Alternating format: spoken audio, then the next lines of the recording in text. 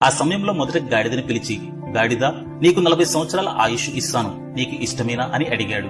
గాడిద విచారంగా, స్వామి, నేనెప్పుడూ బరువులు మోస్తూ శ్రమతో జీవిస్తాను, నాకు 40 ఏళ్లు అవసరం లేదు, 20 ఏళ్లు చాలు అని చెప్పింది. దానికి బ్రహ్మదేవుడు సమ్మతించాడు. తర్వాత కుక్కని పిలిచి, కుక్క, నీకు 40 సంవత్సరాల ఆయుష్ ఇస్తాను, నీకు సమ్మతమేనా అని అడిగాడు. కుక్క వణికిపోతూ, స్వామి, నేనెప్పుడూ ఇంటికి కాపలా కాస్తూ నా యజమాని కోసం జీవించాలి, 40 ఏళ్లు చాలా ఎక్కువ, నాకు 20 సంవత్సరాలు చాలు అని అంది. బ్రహ్మదేవుడు కూడా నిజమే కదా అని అంగీకరించాడు. తర్వాత గుడ్లగోబను పిలిచి, గుడ్లగోబా, నీకు 40 ఏళ్ల ఆయుష్ ఇస్తాను, నీకిష్టమే కదా అని అన్నాడు. దానికి గుడ్లగోబ నిశ్శబ్దంగా, స్వామి, రాత్రంతా నిద్ర లేకుండా తిరుగుతూ జీవించాలి, ఇది చాలా కష్టం, నాకు 20 సంవత్సరాలు చాలు అని చెప్పింది. బ్రహ్మదేవుడు తృప్తిగా సమ్మతించాడు. చివరికి మనిషిని పిలిచాడు. మనిషి, నీకు 40 సంవత్సరాల ఆయుష్ ఇస్తాను, నీకు ఇష్టమేనా అని అడిగాడు.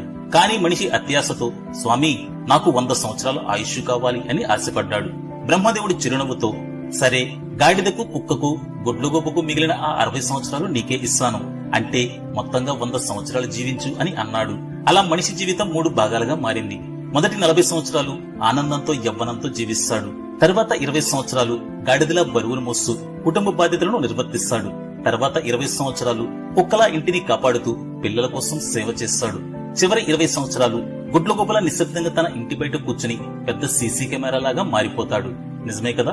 మీ అభిప్రాయం తప్పకుండా కామెంట్ చేయండి. Download ShareChat.